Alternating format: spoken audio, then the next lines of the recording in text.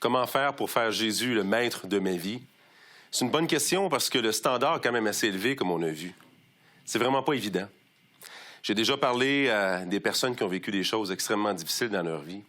Puis je peux comprendre que des fois, d'entendre les paroles de Jésus, « Bénissez ceux qui vous maudissent, puis faites du bien à ceux qui vous persécutent », c'est pas toujours évident. Surtout quand vous avez vécu des traumatismes, des agressions, des choses extrêmement difficiles pour lesquelles vous vous dites c'est juste pas possible de pardonner ça. Dans un premier temps, il y a réellement comme mes collègues ont dit, sur le sermon sur la montagne, Jésus veut vraiment disqualifier tout ce qui restait d'espérance dans nos propres moyens. On ne peut pas y arriver. Ensuite, par contre, quand on accepte de se donner à Jésus, quand on accepte d'expérimenter pour nous-mêmes ce pardon-là, il y a quelque chose que Dieu fait dans nous qui nous rend capable de quelque chose qu'on n'était pas capable de faire avant. Ça ne nous rend pas parfaits, mais ça fait en sorte que certains défis deviennent possibles, comme pardonner.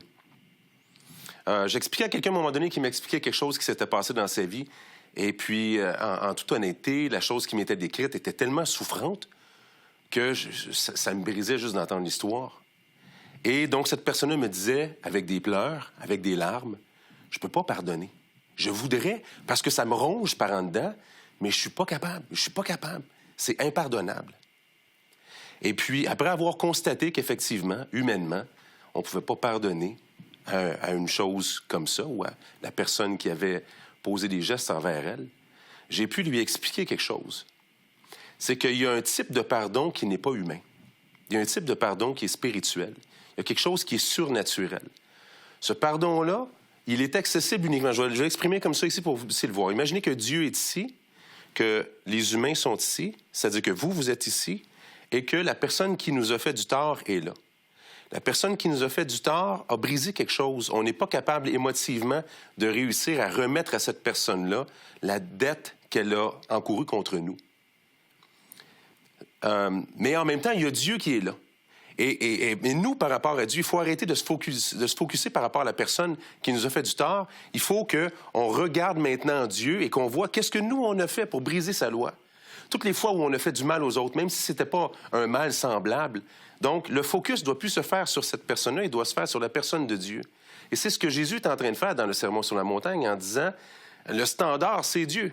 Donc là, ici, puisqu'on réalise, en venant à Jésus, qu'il a pardonné toutes nos fautes, qui a enlevé tous nos péchés, qui nous a accordé une grâce qu'on ne méritait pas, qui a changé notre vie et qui nous a donné une dignité qui n'existait pas en nous. Il guérit quelque chose dans notre cœur qui, en retour, nous permet de regarder la personne à nouveau et de dire « Je comprends cette dette-là que tu n'es pas capable de remettre. » Peut-être que ça n'enlèvera pas le mal, mais ça va enlever la responsabilité d'avoir besoin d'exercer la justice nous-mêmes. Maintenant, je ne sais pas ce qui est arrivé dans votre vie. Peut-être que vous avez déjà été agressé. Peut-être que ça a été en parole, peut-être que ça a été extrêmement difficile, peut-être que ça a été une agression sexuelle, peut-être que vous vous dites « je ne suis pas capable de pardonner et ça empoisonne ma vie ». Ce que je vous dis aujourd'hui, c'est que venez à Jésus. Venez à Jésus, expérimentez pour commencer le pardon de vos propres péchés. Ensuite, il pourra faire ce miracle-là dans votre vie, d'enlever ce fardeau-là sur vos épaules et de pouvoir pardonner en retour. Je vous encourage aussi à joindre un groupe de discussion où vous pourrez parler de votre cheminement spirituel avec d'autres personnes. Vous pouvez nous contacter ou aller sur le site de jesuisdeuxième.com pour avoir les détails. Bonne journée. Vous avez des questions ou des commentaires sur ce que vous venez d'entendre? Contactez-nous par téléphone ou réagissez sur les médias sociaux.